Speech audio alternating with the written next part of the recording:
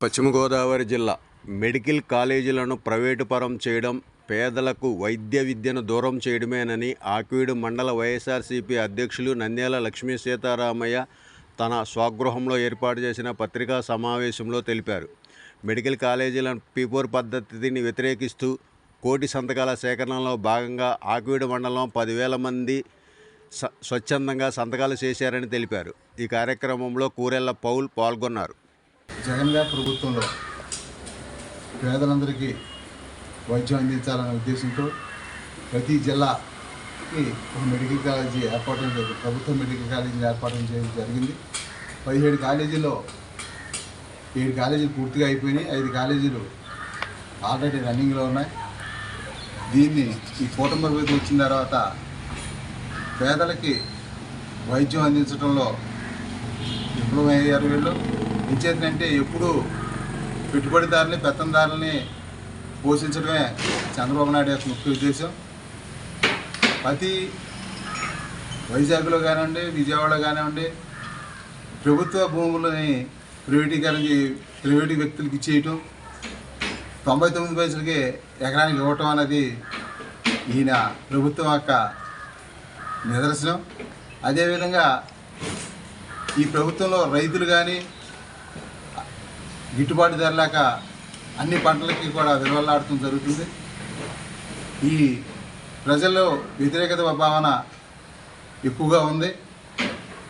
మరియు ఈ ప్రభుత్వ మెడికల్ కాలేజీ అని పీపీపీ విధానం ద్వారా ప్రైవేటీకరణ చేయడానికి వ్యతిరేకిస్తూ కోటి సంతకాల సేకరణలో భాగంగా ఉండి నియోజకవర్గ ఇన్ఛార్జి అయిన శ్రీ పివిఎల్ నరసింహరాజు గారి ఆధ్వర్యంలో ఆక్వీడు మండలంలో రూరల్లో సుమారు 10,000 మందికి ఈ నిరసన కార్యక్రమం ప్రకారం ఇది తెలుపుతూ కోటి సంతకాల్లో భాగంగా ఏర్పాటు ఇవ్వటం జరిగింది. ఈ విధంగా మొత్తం 10,000 మందితోటి ఆక్వీడు మండలంలో సంతకాల సేకరణ చేయటం జరిగింది. అదేవిధంగా రేపు కూడా నగర పంచాయతీ ఆధ్వర్యంలో కూడా ఈ ప్రైవేటీకరణ వ్యతిరేకంగా కోటి సంతకాల సేకరణ భాగంగా రేపు పొద్దున ఆక్వీడు నగర పంచాయతీలో కూడా చేయటం జరుగుతుంది కార్యక్రమాన్ని. ఈ విధంగా నియోజకవర్గంలో ముందంజలో ఉన్నారు.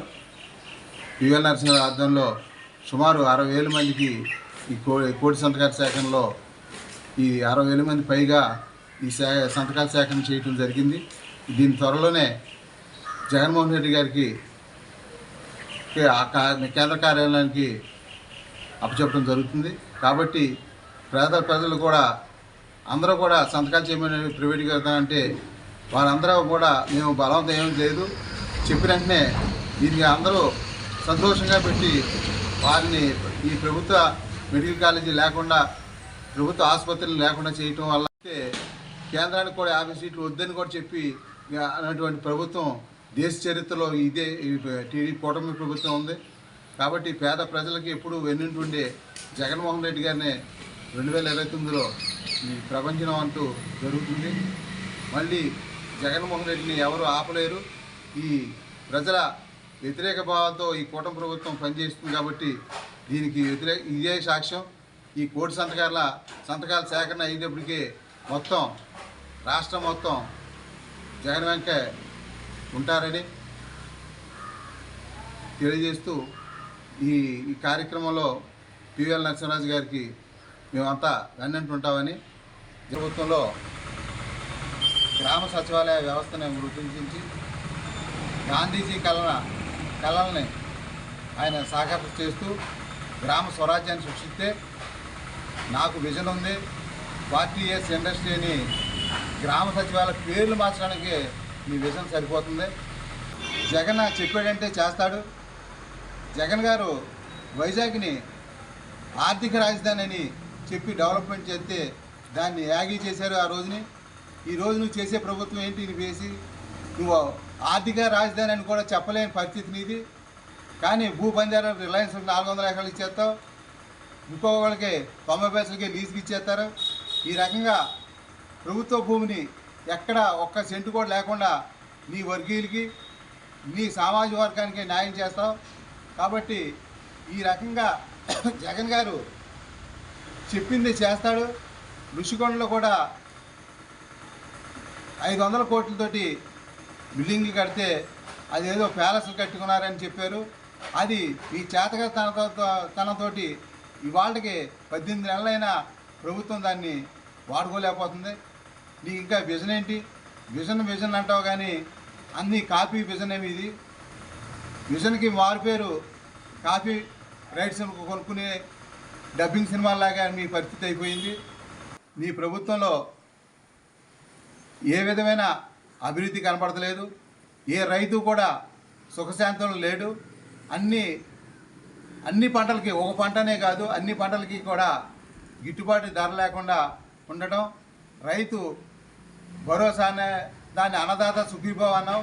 అన్నదాత ఒకటే, సుఖీభావ అనేది మీకు ఎవరికీ తెలియట్లేదు. గత 18 నెలల్లో రైతుకి ఇచ్చింది కేంద్ర ప్రభుత్వం కాకుండా మీకు ఇచ్చింది 10,000 రూపాయలు మాత్రమే.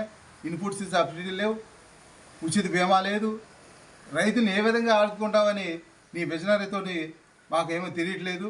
రైతు ఎప్పుడైతే కళ్ళంట నీళ్ళు పెట్టాడో ఆ రాష్ట్రం ఎప్పుడు సుభిక్షంగా ఉండదు. కాబట్టి రైతుల్ని ఆదుకోవాలనే మనసంకల్పం చిత్తశుద్ధి ఉంటే అది జగన్ ప్రభుత్వంలో జరిగింది. ఇన్పుట్ సబ్సిడీలు కానీ, ఇన్సూరెన్సులు కానీ, ప్రతి రైతుకి ఉచిత బీమా కానీ అన్నీ కూడా జగన్ ప్రభుత్వంలో రైతు కళకళాడుతూ ఉన్నాడు. ఈరోజు ఈ కూటమి ప్రభుత్వంలో మీ యొక్క పబ్లిసిటీకే, ఈ స్టంట్కే సరిపోతుంది. ఎన్ని వేల కోట్లు ఖర్చు పెట్టినా మీరు పబ్లిసిటీకే ఇస్తున్నారు తప్పించి రైతుని ఎప్పుడు ఆదుకోవడం జరగలేదు. ఇన్ని వేల కోట్లు భూ పందాలు చేస్తారు కానీ రైతుకి ఉచిత బీమా కానీ, ఉచిత ఏదైనా సరే రైతుకి ఏదైనా గిట్టుబాటు ధరలు కల్పించడంలో కూడా విఫలమైపోయారు. అరటి తోటల్లో కూడా రైతులు కూడా చాలా ఇబ్బంది పడి కేజీ ₹1 కూడా అమ్ముకునే స్థితిలో ఉన్నారు. కాబట్టి రైతుల్ని ఆదుకోవాలని ఈ కూటమి ప్రభుత్వం ద్వారా కూటమి ప్రభుత్వాన్ని హెచ్చరిస్తూ సెలవు తీసుకున్నాం. జై జగన్.